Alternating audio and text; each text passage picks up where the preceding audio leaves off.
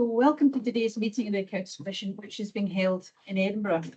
The public session of today's meeting is, as always, being recorded. The recording of the meeting will be made available via the Accounts Commission website as soon as possible and is available on request in the interim. Members of the public are also welcome to observe the public session of today's meeting. Those who are watching this morning, thank you for taking the time to join us. But you're here to observe, not to participate, and if your camera and microphone are already off.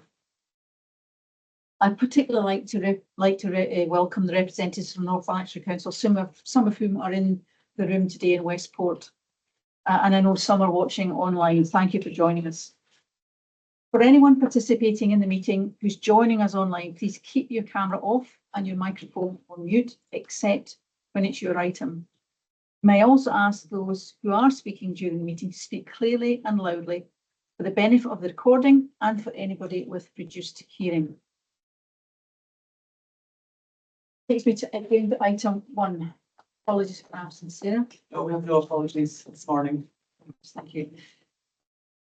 Item 2 is declarations of connections. Can I ask members who have any connections of interest regarding any items on today's agenda to please state the connection of interest, whether they consider it immaterial enough to need to recuse themselves. Here, Jennifer, Malcolm, Nicola, Carol. A connection to item 12, the audit quality report. As a chief exec of another body that's audited, somewhere in there, my data about the quality of the audit that Ross has received is there. But I've taken advice and it's not considered material. And as always, similarly for FPAM, chief exec of another public body, I have interest in the future of public audit model more widely than just the Accounts Commission. Thank you. Malcolm. Thanks, Chair. Item 6, the joint working agreement for improving the service. The report references work between Audit Scotland and the Standards Commission, of which I'm a member. But this is at quite an operational level. I haven't even had a report on the meetings or the work from either organisation, so I don't believe it's material, but for transparency, I'm declaring it as a connection. And likewise, 14 and 15 FPAM, the usual declaration. Thank you. Thank you. Nicola. I'd like to declare a connection for item 5, the best value in North Lanarkshire Council. I am CEO of an organisation, a third sector organisation, which is in receipt of funding from North Lanarkshire Council, and I also sit on the Strategic Leadership Board, the Community Planning Partnership within North Lanarkshire. Therefore, having considered this and discussed with the director, I would like to recuse myself for that item. So I'll be leaving the room and not partaking in the discussions. Thanks, Nicola. Carol. Mine's for item 12, 14 and 15. I'm a non-executive director for a couple of bodies that are audited by Audit Scotland and the firms, and obviously subject to the changes in audit conditions that will come from the FPAM. But again, it's not material in nature and I can stay in the room. Yeah, similarly, items 12, 14 and 15, I'm a member of an audited body, but it's not material and I'm staying with you. Any other connections not yet? No. Okay, thank you very much. That takes us to item 3, order of business. As normal, I'd like to seek the Commission's approval for the order of business today. I propose that we consider items 10 through to 17 in private for the reasons set out on the agenda. Our members agree. Yep. Item 4, minutes and matters arising from the previous meeting. Sarah. Yes, thank you. There were 2 matters arising and actions coming to the last meeting. One was in relation to the best value transformation thematic. We've now confirmed that that will be published in May 2026. And in relation to the other actions, sponsors are currently being confirmed for the new work programme for 26-27. And I'm working with Alison, Exec Director in PABB, to confirm that. And we're also going to be reviewing the sponsor guidance alongside PABB now that it's been in place a year, just to make sure it's working for members and for the performance audit teams. Happy to take any questions on the minute. Intent with the minute to approve. Yeah. Thank you. Takes us to one of the substantive items of today's meeting, which is the best value in North Lanarkshire Council. This is a statutory report by the Controller of Audit on best value in North Lanarkshire. The report draws attention to the findings from the Council's 24 to 25 annual audit report and how effectively it demonstrates best value. The Commission is invited to consider and endorse the Controller's report in this session. We will then consider in private later today how we wish to proceed. The Controller and the audit team are here to provide any clarifications or answers to questions that members may have, both the Controller's report and the annual audit report as it relates to best value. We will then consider in private later today how we wish to proceed. Helen, I'm handing over to you. Thank you and good morning, everybody. And I welcome the opportunity to present my report on best value for North Lanarkshire Council this morning. I'm delighted to be joined by John, the Audit Director, and between us we'll attempt to answer any questions you might have. My report sets out that North Lanarkshire continues to demonstrate its commitment to best value and continuous improvement. The Council has taken forward all the recommendations highlighted in its previous 2018 Best Value Assurance Report and continues to make good and timely progress in implementing areas highlighted by auditors in subsequent best value thematic reports. The Council and its partners articulated a shared vision for North Lanarkshire in 2019, which is supported by a programme of work setting out 7 priorities for delivery over the period to 2028. The Council has a strategic performance framework that supports this programme of work and is reviewed annually. This includes 28 health check indicators, which the Council has committed to reporting publicly against from June 2026 as part of its commitment to strengthen public performance reporting.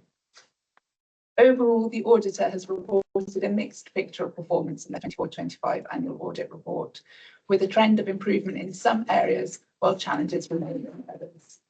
When looking at the local government benchmarking framework, the proportion of the Council's indicators in the top 2 quartiles when compared to other councils has declined by 4 percentage points since the base year, suggesting the pace of improvement has slowed slightly in the short term compared to others. The Council has embedded transformation within its work programme to 2028, which includes a community investment fund to support capital investment and economic regeneration. Auditors have concluded that the Council has effective governance arrangements in place to oversee its work on transformation, including comprehensive updates to elected members. Progress is monitored through its wider performance reporting, but it does not currently track or report transformation benefits at project level and has committed to address this through the development of a benefits realisation tool. The Council updates its medium-term financial plan annually and is projecting a cumulative budget gap of 136.9 million from 26-27 to 2030-31. It is not yet clear how the Council will address this budget gap, and like many councils, a strategic shift is now essential to ensure continued financial sustainability and service delivery. The Council recognised there needs to be a clear link between it transforming its services and addressing its budget gap by delivering transformation in a financially sustainable way. The audit team concluded that the Council has demonstrated effective financial management and has consistently delivered savings, including delivering 20.2 million savings from its 24-25 budget through changes to service operating models, reducing levels of service provision and efficiency measures. They take the cumulative total of savings delivered by the Council since 2021 to over 80 million. The Council's 25-26 budget included the use of 5.6 million reserves to manage cost pressures and delivery of approved savings. In considering its financial sustainability, auditors have highlighted that the Council will need to ensure that it applies its reserves strategically, which include reviewing how its reserves are earmarked and intended to be used. Finally, given my recent statutory report on senior exit packages at Glasgow City Council, I know the Commission will be interested in the Council's handling of the departure of 2 chief officers on efficiency grounds, which I have highlighted in my report. Auditors concluded that the approval process was in line with the Council's internal policy, but that there was scope for greater transparency around the alternative options considered and with elected members on the wider implications and risks of the proposed restructure. I'll pause there, but John and I will do our best to answer questions the Commission may have. Thank you. Thanks, Helena. Again, a useful summary of the report. Our standard procedure for discussing these reports is to organise our lines of questioning into themes. And today we have 6 themes. I'll just, for those who are watching or listening, the themes are under finance, transformation, performance, leadership and government, workforce, and then some very specific items for North Lanarkshire that we thought worthy of bringing out separately. So if I start off with finance, then can I turn to Ruth to start the questioning? Thank you very much. Thank you for the papers, which are very clear and give quite a breadth and complex picture of what's going on in North Lanarkshire, and a lot of good practice there as well in terms of delivering benefits for residents. You mentioned also the effective financial management that does come through in the reports. But I wonder, given the envisaged budget gap in the next 5 years of 136.9 million, if you can say a little bit more about how the council intends to close that gap. I know that officers have identified that transformation alone is not going to be able to close that gap, but how is the council going to demonstrate the different aspects in terms of recurring savings and changes to service delivery to address that significant gap? Thank you, and I'll start and then I'll bring John in, who may have further detail to add. And I think it probably makes sense just to start with the medium-term financial plan, which, as I said in my opening remarks, forecasts a cumulative budget gap of 136.9 million. I think it is also worth highlighting that, as I've set out in my report, and the Commission will appreciate, it's challenging comparing the size of different budget gaps across councils, but I think it is worth noting that this is a relatively lower budget gap compared to some other councils in Scotland when taken as a percentage of total budget. Just to set out a couple of points then in relation to that medium-term financial plans, the first would be around council tax. So the position set out in the medium-term financial plan is prior to any consideration of council tax increases. On savings, I've already mentioned the track record that the council has of delivering savings, but it's not clear within the medium-term financial plan where further savings will come from to close that gap.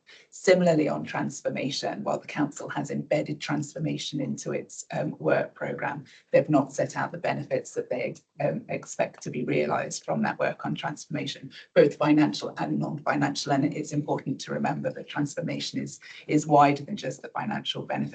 But again, they haven't set out the extent to which that will help close the budget gap. And then finally, on reserves, the general fund reserves has 31.9 million that is earmarked for future budget pressures.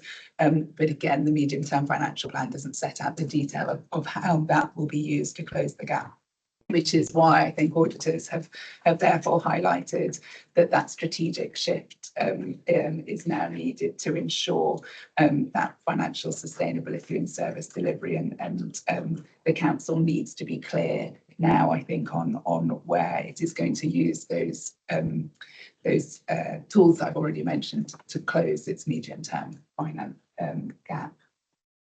John, I don't know if you want to add any detail. Yeah, really just to add to one of the areas we'd highlighted within the annual audit report was in relation to reserves, and that's an action that the council is in the process of implementing.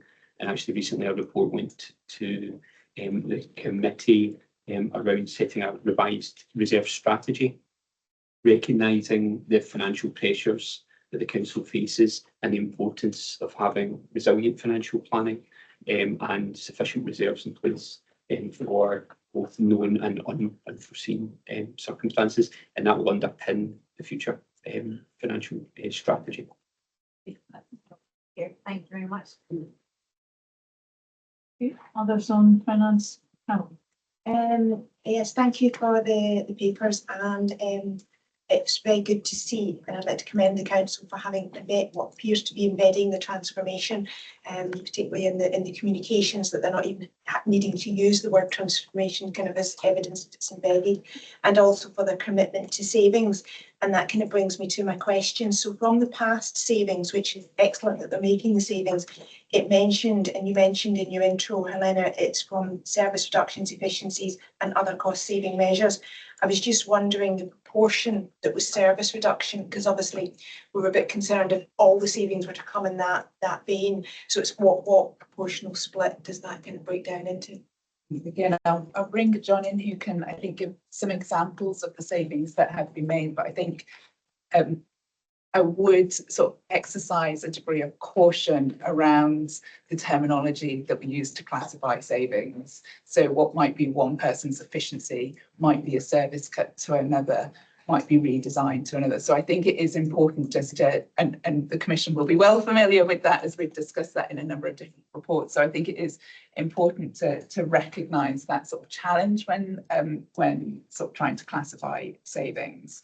I think I've already mentioned the 80 million that the Council has delivered. So within 24-25, the Council delivered 20.2 million through changes to operating models, reductions in service provision and efficiency measures. And I'll bring John in to give a bit more of a flavour of what those actually look like in practice.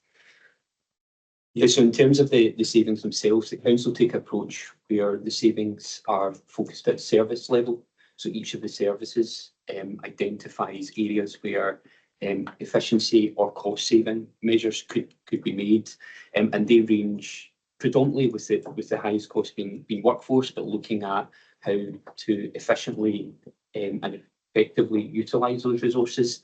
So it's difficult to determine exactly what would be classed as a cost saving and what would be classed as an efficiency, or alternatively a cut. But what we have seen and we observe from our budget monitoring is that it's at a service level. So the service is engaged as part of that budget saving process, so budget identifying and delivery, and therefore there's a continued focus on service delivery and performance, because those identifying the savings and delivering the savings are the ones who are also delivering the service. So it's at that grassroots level that the savings plans are. That gives me comfort then that it's not just a case of we're not doing this, we're not doing this, we're not doing this, and the public's left without their services. So and that's further, I suppose, back to my first comment of the evidence that the transformation is embedded then. Mike. Thanks very much.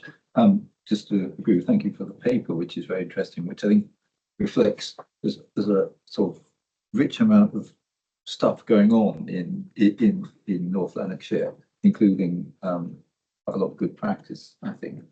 A couple of, I think the big question I think I'm sure we'll come back to on transformation is well, yeah, if not transformation, what? I think it's still a big question. Two specific things. One is on capital. Just to get a sense of the scale of the likely increase in borrowing and impact on overall financing from what looks like an ambitious program. So I know there's the Community Investment Fund, which probably helps this. And the second is in relation to how far pressure on health and social care and the IJB factors in the medium-term financial strategy gap, whether it's, in your view, fully reflected. Thanks. And again, I'll bring John in particularly to talk about borrowing and capital, I think. Just a couple of points, I suppose, by way of context as well. If we use the ratio of financing costs to revenue indicator within the local government benchmarking framework, North Lanarkshire Council is at 6.1% in 23-24, which is, and the Scotland average is 6%, and the family average is 6.6%. So I think that just gives a helpful context in terms of where the council is sitting in that space. But I'll bring John in to talk about that. Just very specifically on the IJB as well. Again, giving that comparative position, I think, is important because the IJB in North Lanarkshire, I think, is in a comparatively better position than some. Again, if you use the Commission's 23-24 IJB finance bulletin tool, North Lanarkshire had a reserves position of third. If you compare the net cost, percentage of net cost of services, it was sitting at 9.3%, just behind Angus at 9.9% and Western Isles at 10.7%. So that reserves position, as we know, is quite unusual. In 24-25, the IJB also reported a small surplus on the provision of services. So again, that contributed to the reserves position. The IJB has approved a medium-term financial plan in March 2025, which estimated a funding gap of 51.854 million over the 3-year periods. And they have also approved a reserves strategy. So auditors have highlighted that the IJB needs to continue to develop and refine its medium-term planning and savings plans and how it will apply its reserves strategy. But I think it is, in terms of that risk, sitting in a slightly different position to some of us that we may have discussed previously. But again, I'll bring John in to discuss the capital and borrowing, and then John can perhaps share some of his observations around the IJB and the council, as he is also the auditor of the IJB. Thanks. So as you've highlighted, there's an ambitious capital programme, particularly around housing and investing in housing as part of the council's wider capital investment strategy. What we've observed is that the council take a prudent and informed approach to council borrowing. The level of exposure, particularly in terms of borrowing cost, carefully monitored and measured through performance indicators. And as part of the capital investment strategy, borrowing strategy, these indicators are kept under continuous review. Essentially, the council holds a relatively high cash balance, which uses it for investments, which help offset a degree of the borrowing, and that then reduces some of the exposure from the external borrowing can provide. The forecast increases over the next couple of years will be funded as a mixture of, as you mentioned, the community investment hub, the fund that essentially is earmarked for strategic investment. There is also the use of the reserves balance and external borrowing, but these will all be kept under careful monitoring, and we've got no concerns about their ability to resource and finance those. You'll see within the annual accounts, the notes to the accounts include interest rate risk, highlighting the council's exposure to that. And given the level of cash balances and investments, you can see that actually the exposure of the council to variances in interest rate is actually relatively low, because it's a significant amount of their borrowing is essentially in fixed rate terms. Over the last 12 months, the borrowing has predominantly been external borrowing, has essentially been in short-term loans, reflecting the high cost of borrowing at the market, and that's anticipated using independent external advisors for the council, that they'll look to then secure with affordable longer-term borrowing when the market conditions improve. Do you want to say anything about the IJB? Yeah, so the IJB, in terms of the working relationship with the IJB, we see a strong working relationship. In terms of financial plans, they are embedded and integrated as part of the council's planning. The IJB has a model where the council will lead in terms of service delivery in a number of areas, and therefore that's embedded within both the annual budget as well as the medium to longer term financial planning.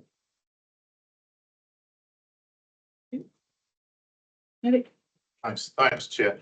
And thanks very much for the report. I thought it was a very clear report, both the covering report and also the annual audit report, because I think we found from previous reports having to try and tease out answers, and I think the recommendations from the information were really helpful. So probably that's modified this list of questions I might otherwise have had.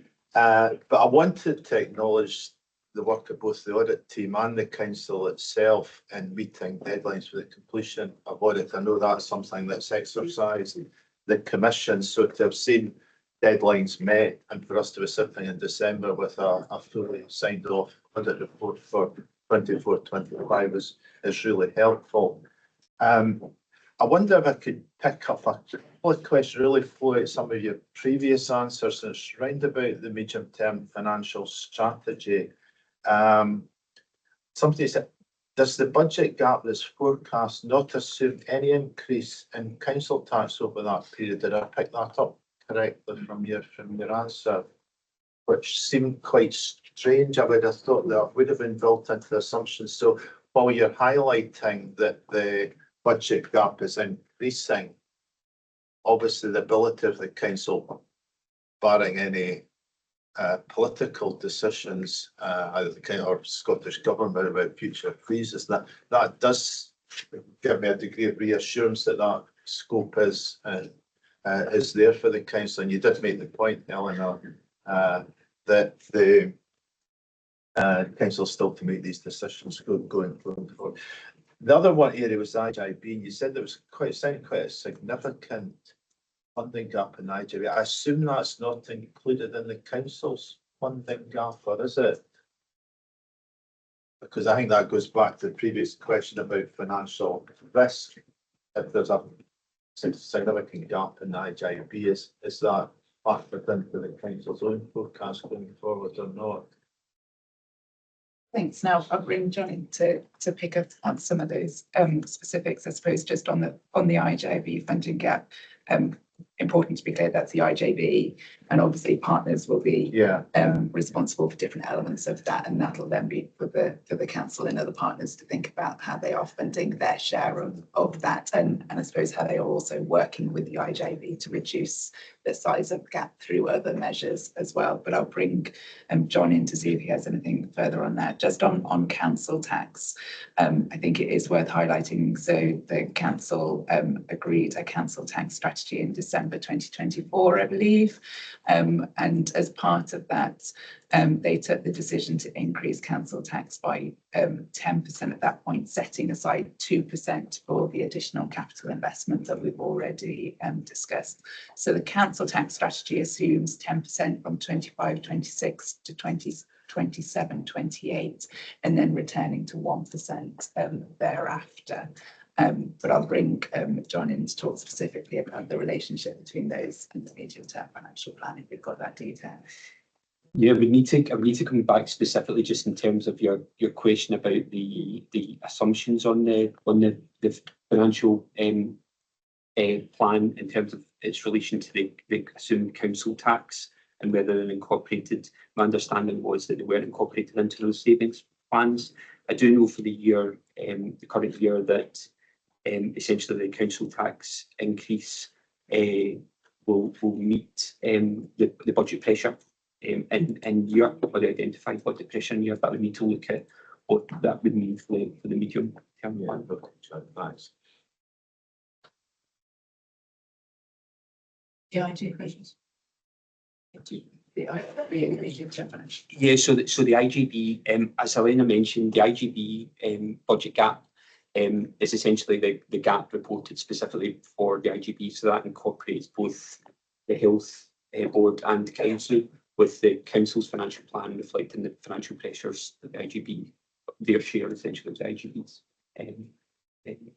budget gap, if that makes sense. That's helpful, thank you. Yeah, thanks, Chair, and thanks again for the report. I just want to touch on the reserves. The council holds fairly substantial reserves, but little or zero in the way of uncommitted. So I'm struggling a bit to understand the rationale for the levels of the earmarked reserves. So, for example, the 8 million for contingency seems quite low. So we could possibly hear a bit more about what the council are planning to do to develop a reserves policy. So obviously this is an area that auditors have recommended that the council undertake a review of its reserves. Just again to provide a bit of context, the level of usable reserves held by the council again now sits at a relatively high level. If you use the local government benchmarking data, as yet total usable reserves as a percentage of the council annual budgeted income, North Lanarkshire is sitting at 34.1% in 24-25, which compares to a Scotland average of 19.3%. So just to give that comparative picture, that does include, as I've already said, reserves earmarked for future budget pressures of 31.9 million and 12.6 million earmarked for a change management fund. But as you've highlighted, the reserve policy requires a contingency of 8 million, which is in place, but is less than 1% of the council's annual budget. Hence, again, why I think auditors have highlighted the need for the council to review its reserves strategy. John, I don't know if you've got any more to add to that. Yeah, so the observation you're making is similar to one that we've highlighted as part of the annual audit. Essentially, we will have what would be classed as an unearmarked general fund balance of £8 million for contingency, but they've then also got a balance of probably 32 million for budgetary pressures, which if I would compare that to other councils, that would be similar to an unearmarked reserve. And we've essentially made the recommendation for the council, which they are in the process of taking forward as part of a strategic review of their general reserves, to look at actually the process of earmarking and being clearer in terms of defining what the reserve balance is for the purposes of the reserve balance for. The £8 million is a historic balance that the council has continued to maintain, with other balances such as change reserves and the budgetary pressures used for that ongoing essentially contingency, if you like. But no other questions on finance, we move on to transformation. And I'll ask Andy. Thank you, Chair. Thank you, Helena. Thank you, John, for the controllers report and the AER as well. It's very positive reading. And we are always conscious that we're commenting, we're querying about the work of chief officers, of directors, of thousands of staff that have dedicated themselves their working life to deliver the best service in challenging circumstances. So please take my questions in that vein around that, to try to help people, more power to be able to get even more out of the challenging circumstances we are and get the best out of staff time, really. My topic of interest is benefit realisation around that. So that's, and I know you'll know this, it's paragraph 4 of your report, Helena, and it's around recommendations on page 43 and 44, John, and yours around that. I think one thing, kind of as a preliminary, that we see in the Commission is that in Civic Scotland, we're very busy being busy. There's every year seems another project, another initiative, another review, an inquiry, etc., etc. We're perhaps less good as a country at actually looking at what works and that benefit realisation piece. But that doesn't mean that people aren't really, really busy. So it's really about how can we help people hone staff time and bandwidth to the most effect. So I recognise that you've commented around the high-level monitoring of all these transformation projects is good when it's linking to outcomes. So that's great. That's a win on the board. But it's more the concern that you've articulated, John, around the project evaluation, and understand that there's a June 26 target for putting that in. I guess it's statistically unlikely that North Lanarkshire would be the only local authority in the world that every project was successful. So if we operate on that basis, we then have to say, well, which ones are giving the best return on investment in staff time, in resource, in bandwidth? And if we don't evaluate, we won't ever know. In fact, it was even commented on by the guru of benefit realisation this week. And it's a quote, so I better say where it comes from, Harvard Business Review this week. and it's a guy called Gerald Leonard. And his quote, I think, is quite pertinent for my question, which is coming, so don't give up. His quote is that project bloat is capital, clouds decision-making and dilutes execution focus. And I suppose I would add to that, it also takes up a lot of staff bandwidth, doesn't it? Because I bet North Lanarkshire doesn't have an extra army of thousands of people doing this project. It will be current staff doing this alongside their day job. So the question is, looking at that benefits realisation framework and tool that's looking at a project level going into next year, John, are you aware if it is actually going to be a suitable evaluative tool? That's a value to that. Is there going to be some setting of unsuccessful projects, but with dignity, so that staff don't feel they've wasted their time around stuff that's not working? And is effort being redirected to stuff that will actually transform, will actually generate returns on that? That's the question. Does that make sense?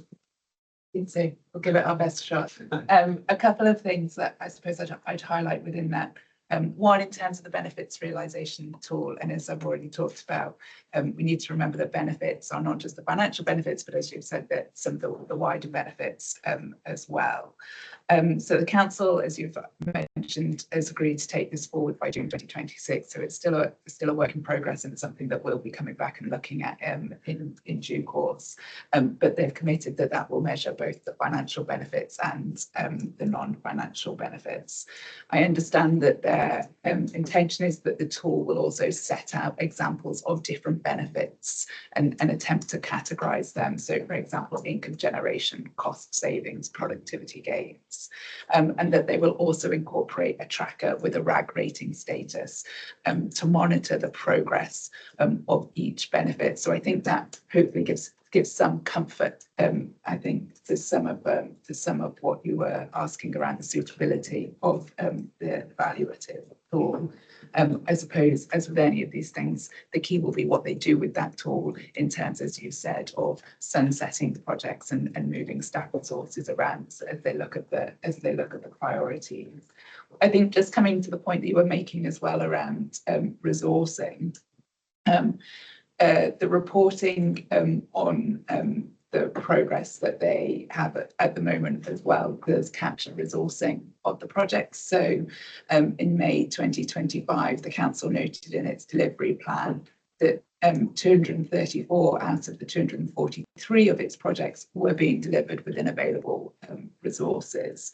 And they were assessed as green. 7 were amber, indicating that there were resourcing concerns that were being managed, and 1 was red, indicating a critical resourcing issue.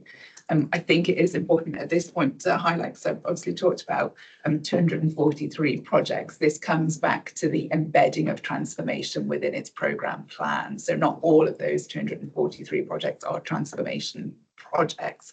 That is the work programme that delivers the council plans. That captures everything, and transformation is of course embedded within that. But hopefully that gives again some comfort as to how the council are looking at the resource pressures as well as the wider delivery. And then, as I said, the delivery overall is tracked as well using the 28 health check indicators that the council uses overall to monitor its performance and delivery. John, I don't know if you have anything to add at this point. Really to add that'll be a area we'll be focused on in terms of the effectiveness of the benefits realisation tool, both in terms of the realisation and monitoring of the benefits, but as you said, that informing decision making about when to potentially amend a project or to cancel a project, look for alternatives. What I can say is this, from observation of council committees, there is clear challenge and scrutiny around activity, so including the transformation activity, and elected members do hold officers to account around delivery. And I don't think, from my observations, I wouldn't have concerns. The council wouldn't make a decision to change or cancel a transformation activity that wasn't working or look for alternative options. from observations around that, although we've not seen the benefits realisation tool in practice, observation of committees would say if it should work. I think it's maybe just a challenge for us as a commission is to get your next ADR to say this is good. What is the learning for Corporate Scotland for the other 31 authorities that North Lanarkshire, given that there will be specific separation for the local context, but what's the learning about what projects worked and which didn't? It should be difficult to evidence without it. So that sounds very positive. Thank you. And as a follow on, are any other councils using this Pulse tool?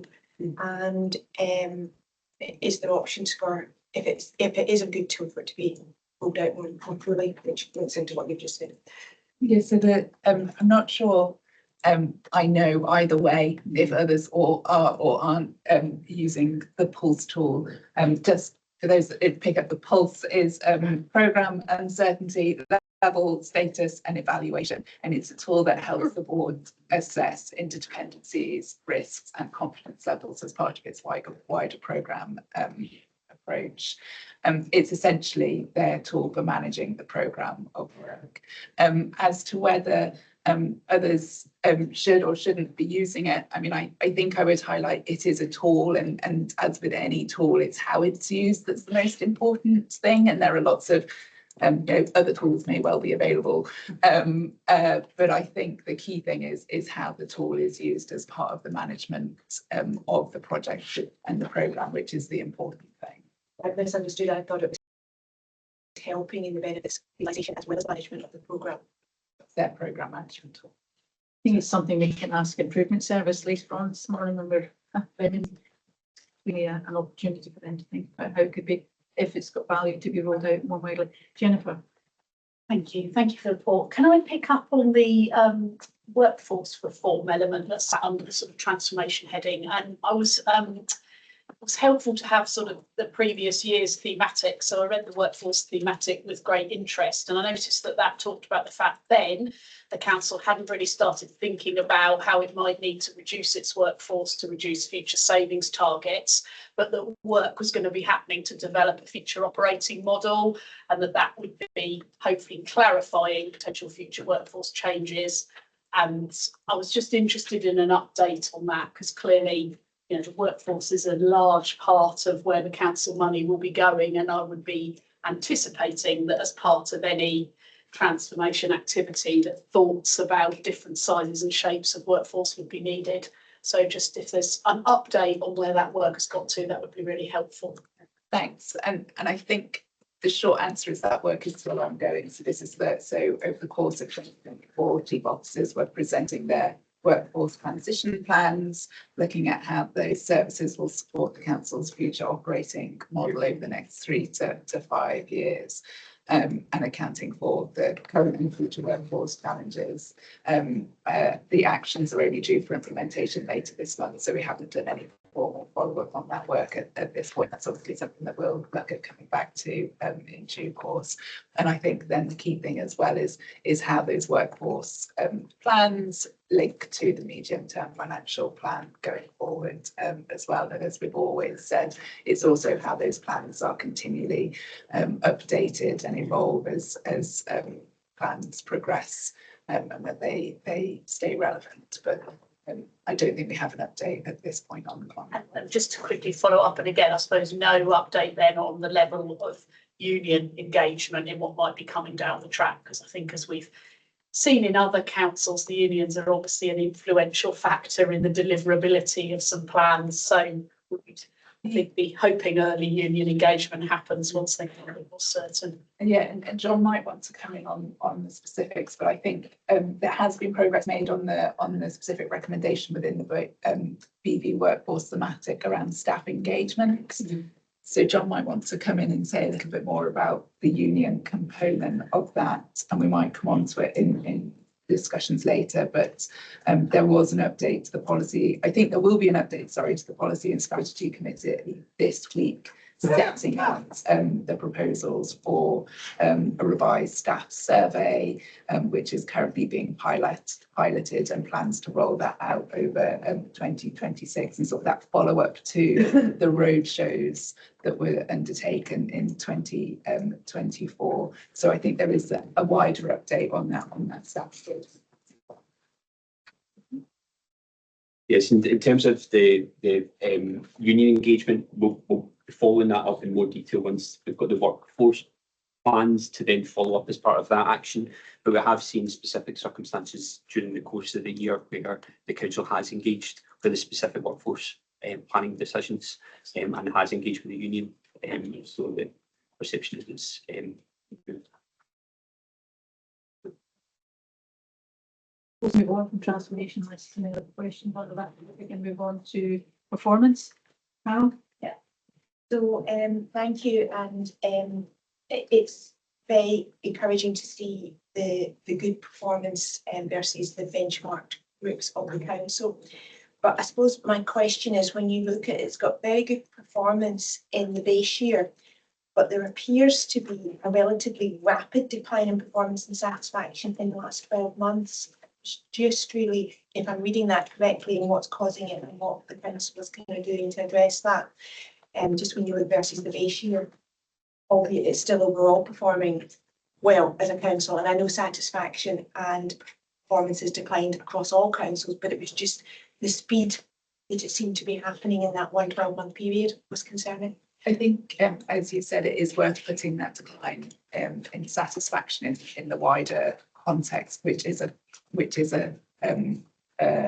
decline in the picture across Scotland in terms of satisfaction indicators. So North Lanarkshire is not alone in this trend. And in fact, the local government benchmarking framework report highlighted earlier this year that, and I'll just quote from it because I think it's a useful quote, public expectations have not reduced despite the reduction in local government resources and increased demand due to demographic and urban change. These trends relate to satisfaction for the public at large rather than for service users. And again, I think that last bit is really important. It's a general indicator rather than looking at the specifics of the service users. But I think as the local government benchmarking framework highlights, that this is a wider challenge across the sector. I think it also points to the importance of active community engagement to highlight the impact of those growing fiscal demands and workforce pressures on local services and to shape local priorities. And you'll have seen elsewhere that auditors have highlighted as part of the budget engagement the need for the council to consider how it continues that conversation and that engagement around the 2026 budget. And I understand that that's something that the council will need to be thinking, and I think that will be crucial in looking at those satisfaction indicators. But generally, it is a period of a picture of decline across Scotland. I'm not sure I'd be able to point to anything specifically. You've got no kind of specific concerns in that one. Okay. Mike. I was just looking at the numbers. I had the sense that,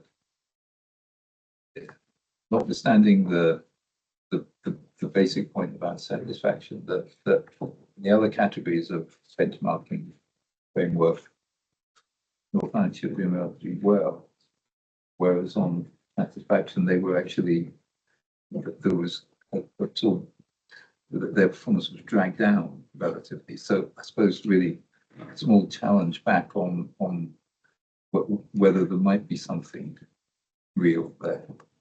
I think what we've seen is a really mixed performance across a range of indicators. So I think if you were to look at the council's own 28 health check indicators, that would also show a mixed performance across those. And similarly, if you look at Exhibit 1 of my report, again, it shows significant declines, I suppose, in that satisfaction indicators, as you say, performance indicators. the most recent year, it's got 50% in the top 2 quartiles compared to 49% in the base year. So it has sort of improved.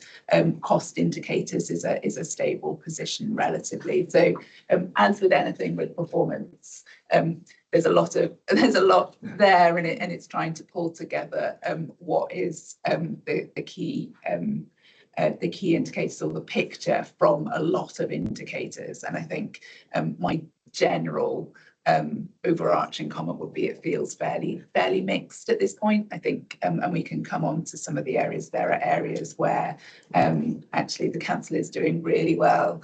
Housing and homelessness, for instance, is an area that we might want to talk about. So there have been some real areas of improvement and progress, but there are also some areas where things are stickier and slower to make the progress that I think the council would want to see. Hence why we'd say it's generally a mixed performance. I mean, I accept all that. I think it was on best practice, on good practice. In comparative terms, you say a bit about performance on homelessness, because clearly that it looks very good. How large is their challenge relative to others? And the other area which I did wonder about in terms of whether it's transformation or performance, but the role it plays in relation to Lanarkshire as a whole, in relation to some health and social care services commissioning. Could you say a bit about how unusual that is, and whether it represents a sort of good practice that might be helpful elsewhere? Thanks, and I think I'll bring John in to talk about the specifics of both housing and homelessness, and also about the health and social care relationship. It's not a unique one, the relationship that they have, but again, I'll bring John in to talk about some of his observations in that regard. So the housing has been a strategic initiative and priority for the council, and as I mentioned, underpinning the performance has been that investment in housing and social housing. I think Lanarkshire is the largest social housing provider in Scotland, and that is really what drives that performance. That investment is essentially paying rewards in terms of your performance indicators that are presented today in terms of the housing, and we've seen a real benefit, and it's part of the plan for North Lanarkshire, essentially that investment both in housing and in place, so investment in town redevelopment and regeneration for the wider economy. So when we're auditing North Lanarkshire Council, North Lanarkshire Council's plans and strategies are always outward facing, so it's about what can best for the population, working with key partners. And when we look at the performance measures, we often see a lot of the outward-facing performance measures then. So, for example, housing then, where they've prioritised as being areas of improvement. What the council is looking at is embedding, and this is where the investment in community hubs is so important, and that's part of the next 5-10 years plans to bring together services and integrate services, including health and social care services, within key hubs. And that's one of the areas that's been fed back through some of the satisfaction surveys, and they're looking to address through this community investment, essentially providing services locally to the needs of the local population. Where the council, in terms of some of those performance measures, where the council has faced challenges is part of the engagement and budget engagement, and they do have planned engagement. You'll have seen in our annual report for the budget, the current year, they didn't do a further consultation exercise, but there are plans to do one for the following year. As part of that engagement, they identify what service user priorities are, and that helps inform the council's plans and strategies. But often there can be areas in terms of some of the satisfaction indicators that are more local level, and not necessarily linked to the priority. So in investing in some of the priority areas, it doesn't necessarily have a direct consequence on satisfaction levels and immediately. So there might be a lag in terms of seeing the uptake in those. But the council do scrutinise and monitor them to inform decision making. In terms of the health and social care, so that community planning is a key about those community hubs. The model in terms of delivery is unique in terms of sharing best practice. The North Lanarkshire and South Lanarkshire working with one health board, I think it helps and makes sense in terms of some of that service delivery, in terms of having essentially a lead council for the responsible for the delivery of service. What I don't have is a measure to essentially compare against to see if an alternative model or a more traditional model of IGB delivery would deliver better outcomes or not. But what we have seen in terms of the consultation and the IGB's own strategic planning is there's no intention to move away from that model, which inherently indicates that it's valued and successful.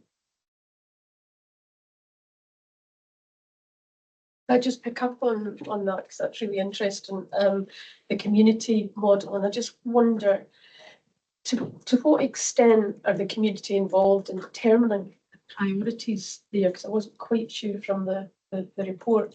And the community investment fund that is mentioned then, how are projects identified against the priorities for the council? Is there guidance in terms of prioritisation? I wouldn't know I wouldn't know the specific details about guidance about identifying that. I do know part of that community investment plan is actually investing in community boards and community planning boards to help strengthen and integrate the delivery of community services and that engagement. So the hubs are not only service delivery models, but they seem to be an opportunity for engaging with the community, and as part of those processes, consultation through the initiatives to set those priorities. Ruth?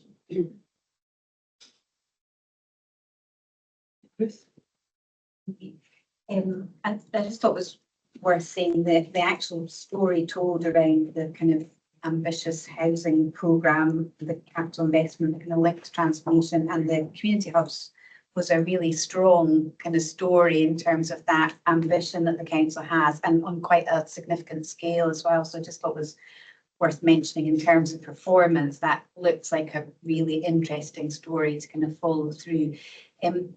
Just sort of moving things on a bit slightly in terms of public reporting and how the council then goes on to talk about its performance and share that more widely with the public. Have you got a sense about how the council is going to progress your recommendations around the kind of health check indicators and how that's going to make those indicators more accessible to the public, so that they get a better understanding of how the council is delivering for citizens? Yeah, so I think as we've talked quite a bit already around the council's own approach to reporting and use of those health check indicators, and those indicators are obviously reported to committee level, which are publicly available, but it's not the most accessible format. So that the council does have a dedicated performance section of its websites, but that is under redevelopment at the moment to ensure that it captures all of the relevant information in one place, which will include regular updated information on the 28 health check indicators as per our recommendation, and the council has committed to take this forward by June 2026. That's obviously something that we'll come back and look at in due course.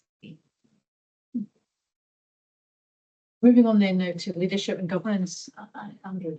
Thanks, Chair, and thanks Helena and John for the suite of reports we've got before us this morning. Certainly would echo various colleagues' earlier comments that I think overall this is a really positive report for North Lanarkshire, particularly when you consider the high percentage of most deprived SIND data zones that they've got within their geography. I think I'm right to say it's over a third, and it's very similar to North Ayrshire actually, which we considered a couple of months ago. So I think within that context, as I say, I think it's a broadly positive report. And invariably, I'm going to focus down on a query about a specific area. But so those comments made, if I could just ask a query around the leadership review, which you referenced in your covering report, Helen, paragraphs 8 to 12. And it was good to read that the plan for North Lanarkshire has been refreshed just a couple of years ago in 2023. And one of the recommendations was to involve elected members more in the future sort of reiterations of that programme. And you mentioned, I think it's in paragraph 12, that that's been taken forward. I wonder if I could just press for a bit more reassurance about how that's been done, and if you get any information about if it's been carefully future-proofed. I'm just conscious that in a matter of a few months, as I'm sure colleagues in North Lanarkshire are aware as well, we've got an election coming up. And if 2012, 17, 22 elections or anything go by, there's going to be a quite significant turnover of elected members. So I think it's really crucial that that involvement of elected members isn't just good now, it needs to be good and future-proof going forward when there's a high turnover of elected members. So any sort of reassurance you can give me about how that's been hopefully embedded into the programme refreshments going forward, I would really welcome. Yeah, thank you. And I should just clarify as well, the leadership review, actually, that's the BV thematic work on leadership that auditors set a couple of years ago now. And as I said in my report, the council has updated its guidance to reflect the importance of elected member engagement on council's strategic policies and plans. And I'll probably bring in John, as opposed to provide more of an update, and maybe also just to share some of his own observations of what he's observed at the council. Thanks, Lynette. So as the external auditor, as you would expect, I regularly attend the council, particularly the audit committees, and my personal observations is that the level of scrutiny, challenge and debate is one of the stronger councils that I attend. There's good challenge both to myself as an auditor, but also to officers, which is probably the more important aspect. There has been a recognition not only for that engagement as part of the setting of the strategy, but also just incorporating that into the wider governance arrangements. And the council is alluding to your point about future-proofing it. The council is actually in the process of undertaking a governance review, and as part of that, it's looking at the roles and responsibilities of the committees, the elected members, and the level of engagement with elected members, particularly in decision-making processes. So we should see that then coming out in the coming year, which, as you say, is ideal timing for the future. 27. Yeah, but thanks very much, John. That's all helpful and reassuring. Thanks, Jim. Christine. Yeah, thanks, Joe. Thanks, John. It's sort of leading on from what Andrew said. You sort of answered part of what I was going to ask about, which was, looking back to the leadership review information. So I have only one outstanding question from that, and that would be paragraph 10 said, which is really when you drew the attention to the council about it improving its engagement with elected members, looking at the strategic planning cohort of what they did. Did they actually go back and look at that process, actually look at their strategic plan with the elected members after that, or did that just go through without any further involvement of elected members? Thanks, and I'll bring John in. I think it's important to clarify though that the work programme, whilst it was led by an officer group, lead officers did engage all stakeholders, including elected members, as part of the development of the strategic plan. But I think auditors were highlighting that it could have done more to improve its processes for engaging elected members on strategic planning. So just to, I suppose, to be very clear, they were engaged. It just obviously weren't. I'm sure they were. Yeah, weren't part of that group that led on the development of it. But John, do you want to go in and say more? Yeah, just for some context, as part of that review, we actually engaged directly with elected members, had discussions and feedback from elected members to get their views. and perceptions around the engagement. And essentially it was a recommendation of improving going forward rather than retrospect, because ultimately elected members now have visibility and essentially approval of the work programme. It was more about the process to arrive at the programme as opposed to concerns that the programme didn't then reflect elected members or strategic planning plans. Yeah, so in essence, you're confident that the strategic plan involved as many elected members as wanted to be involved in it, basically. Yes, so it was subject to the approval from elected members. Okay. What we've highlighted is the process of essentially establishing that work programme could be enhanced through earlier and more effective engagement. Okay, thanks. Malcolm? Yeah, thanks, Chair. I mean, Andrew and Kristen's questions have kind of largely covered the areas I was interested in, but I mean, just specifically more in terms of support for elected members and carrying out their scrutiny role, I was a little concerned to see that, the really poor level of attendance, the extent of the training had to be abandoned. So I just wondered what the council are doing to recognise that and to improve for, I guess, future cohorts of members coming in. Yeah, thanks. I'll bring in John to talk about, I suppose, the learning that the council took from, as you say, having to cancel some of its training events, and now how they are sharing learning and development opportunities with elected members. Yeah, so reflecting on some of the attendance challenges, the council's taken quite a practical approach to some of the solutions. So the timing of the training events, making it more practical for members to attend, recording training events so that elected members have the opportunity to essentially catch up on learning. They also have a number of more informal training. So an example would be some budget briefing sessions. And actually, I don't have the exact figure, but it was over 50 of the elected members, I think, attended the budget briefing session. So there's a lot of informal training then to underpin some of that more formal training.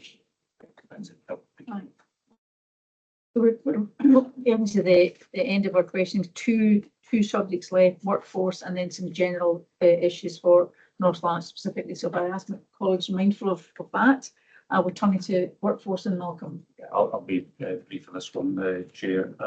I was interested in the approach to hybrid working, and I know everyone has got an opinion on that. I was taken by.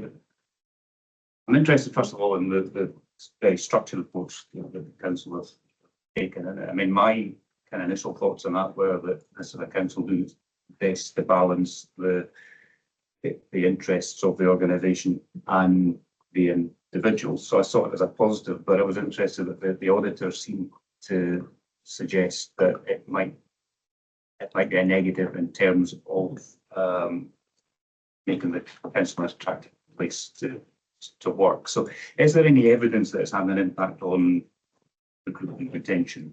And I appreciate that we're due the report, I think, in January 2026, so next month. But I just wondered, is there any learning that you're picking up before that comes? Yeah, I mean, I think the general point that the auditors were making was, as you've alluded to, hybrid working is something that lots of organisations are still setting their policies and navigating their way through.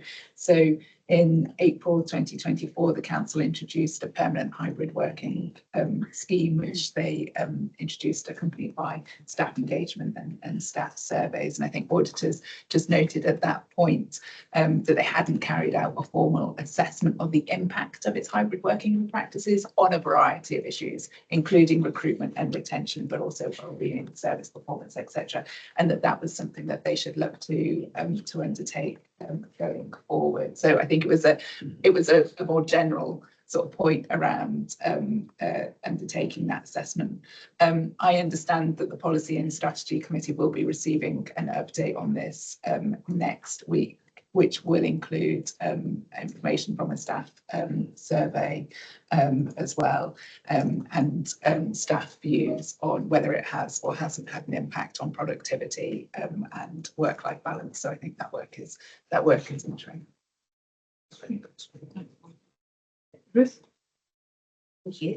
Yeah, I was impressed by the information around staff engagement and the kind of high number of roadshows undertaken in 2024 and more than 2,000 staff attending those roadshows. I just wondered how the council was going to make best use of those kind of connections and the information that they received from people attending the roadshows, just to ensure that, as well as giving out information about council activities, they're actually capturing feedback from staff and trade unions and using that to inform future decision making. So just, it's really positive to see so much engagement there, but just how are they going to capture that feedback and use it going forward? Yeah, and there are a couple of, I suppose, elements of that engagement that are captured in the workforce thematic. So one of those was a specific survey around hybrid working as well, which we've already talked about, which had a very high response rate. I think it's also worth noting that the BD thematic highlights the last survey was in 2023 with a very low response rate. As you've already mentioned, there was also a programme of road shows over 2024, which were attended by over 2,000 staff to engage staff with that strategic vision.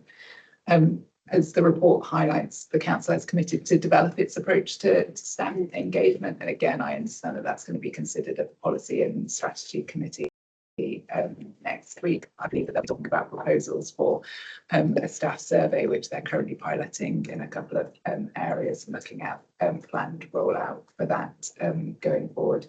So again, I think auditors will come back and look at this in due course, and particularly the extent to which that engagement, as you said, feeds through into that wider point around transparency and decision making. But again, I think at this point it's in progress.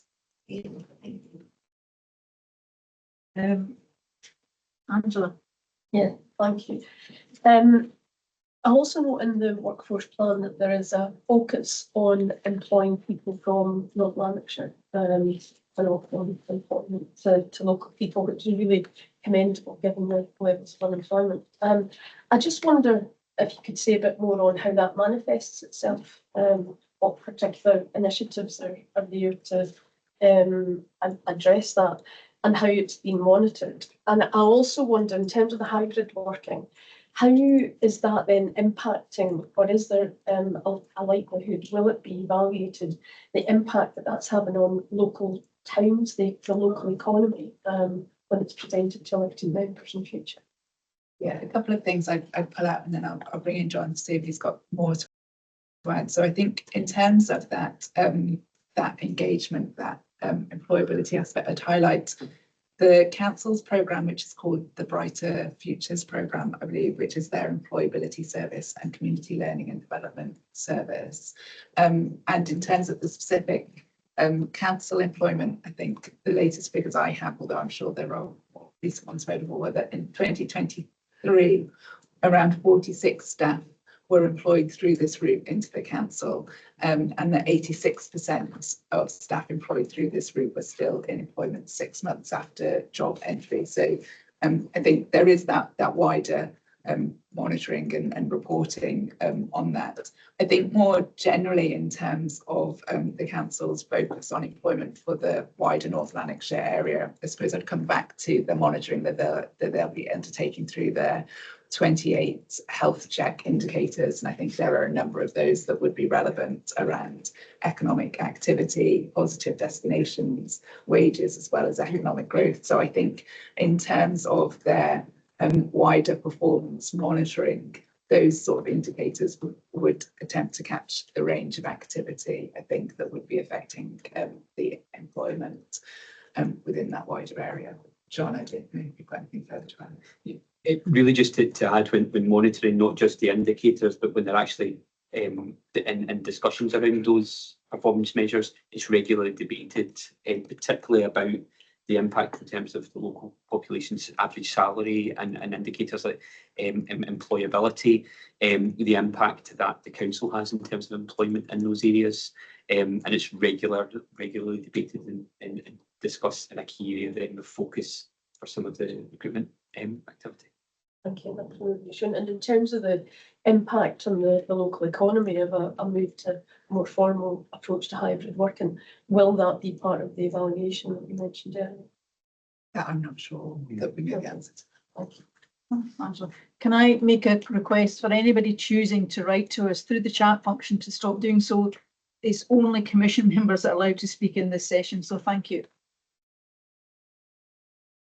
That takes us to the last section, which is kind of council specific areas of interest. Can I ask Jennifer to lead off in the question? Yeah, I want to pick up Helena and John on the exit packages in your report. So paras 57 to 59, if folks are wanting to know where I'm referencing. And I just wanted to unpack a little bit about, I guess, how we're confident that they represented an effective use of public money. I completely appreciate, John, your report talks about, and Helena, your report talks about the fact that it was all agreed in line with the council procedures. But there's just a reference, Helena, in your sort of report about what wasn't necessarily clear whether alternative options had been considered. It's not clear to me whether the decision to do a restructure factored in the fact that there potentially would be these retirement costs and how that fed in. So I'm just looking for a little more clarity about whether we can be confident that, notwithstanding the fact that the discussions with officers suggest that alternatives were considered and wouldn't have been suitable, whether we've really got the evidence we need that this was good value for public money. Yeah, thank you. And I think it's important, as you have done, to emphasise that the exit packages were made in accordance with the council's policies and procedures. But I think perhaps if I just walk through some of the decision-making points, that might be helpful. So the Policy and Strategy Committee approved the restructure of the Chief Executive Service Area in September 2024. And that included the removal of the Chief Officer for Business and Digital, and the functions of that role then being allocated to 3 other Chief Officer roles. That paper included consideration of the costs of payback and voluntary severance, but it doesn't appear to have considered the potential further implications that may have arisen as a consequence of the changes to the 3 remaining Chief Officer roles. I think despite the fact that 2 of the Chief Officers affected had applied for early release in August of that period on the basis that their posts would have been affected. John might want to come in and say more about that, but I think that is then clearly why auditors concluded that from their review of the documentation to support the early retirement decisions, it's unclear how the council considered alternative options to early retirement, such as retraining or redeployment. And it's also unclear how the cost information is considered in demonstrating value for money. Hence why auditors have made the recommendation that while the packages were made in line with council policies and procedures, that there is an opportunity to enhance documentation and the supporting evidence. Just to flesh out some of the points, essentially the paperwork to support the decision making, while if it had areas to consider and the council had essentially applied that it was not applicable in some aspects for some of the alternative options, we've recommended that they could enhance the level of documentation and paperwork. What we did find was that the council had followed, as Helena said, their policies and procedures. The approvals were all from the independent from those officers who were with the receipt of the exit packages, and there was no independence issues with that regard. But what we suggested, and it's actually been picked up as part of the governance review, is that they would consider, the council should really consider whether decisions that involve chief officers are then taken to elected members for approval rather than the current delegated decision making. Thank you, that's helped my understanding. Mike?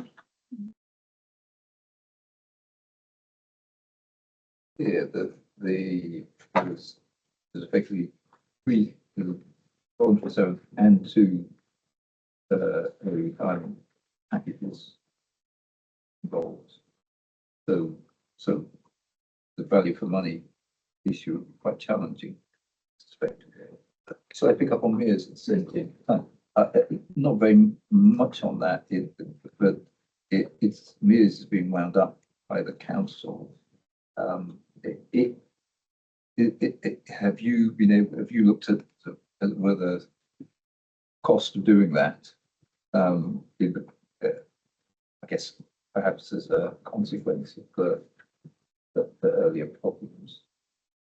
Thanks. I'll bring John in to talk specifically about the contract management, but I think at this point it would be helpful for me to put on the record a point of clarification in my report in paragraph 61. There is in fact a typo where I refer to a new contract with Amy Public Services LLP for roads and infrastructure maintenance. That contract is actually with Hotchtube, not Amy, who were the previous contractor. So apologies for the confusion that I may have caused in that regard. And with that, I'll bring in John to talk specifically about the work that they've done around the contract. So there's essentially two aspects of our audit work. The previous contract was a joint venture relationship with the council and Mears. The new procurement contract, after a long procurement process that actually spanned a number of years, there was only ultimately a single bidder, and that was Mears. So the original joint venture was the one that has been wound down or is in the process of legally being wound down, and where there was an internal investigation following a whistleblowing allegation. That is in the process of being wound down, and essentially no other services have been commissioned through that. The new contract, as part of our audit work, we considered the procurement process that has been followed, which has spanned a number of years, and internal audit have undertaken various reviews since 2001, since the inception of the contract, particularly around when it was a single bidder, when it was realised that there was only a single bidder being able to provide services. That was subject to an internal audit to confirm that it continued to represent value for money for the council. So we've looked at that work. For the issues that were identified, particularly around contract and performance management under the previous joint venture arrangement, internal audit actually undertook a follow-up review this year, looking at the new contractual arrangement to make sure that the lessons learned from the previous from the previous contractual arrangement had been taken forward, and the recommendations have been implemented. A lot of them were really essentially baked into the contractual agreement, as well as the contract management arrangements established at the council. It being a more straightforward third-party provider rather than a joint venture allowed that effective contract management. Any other questions?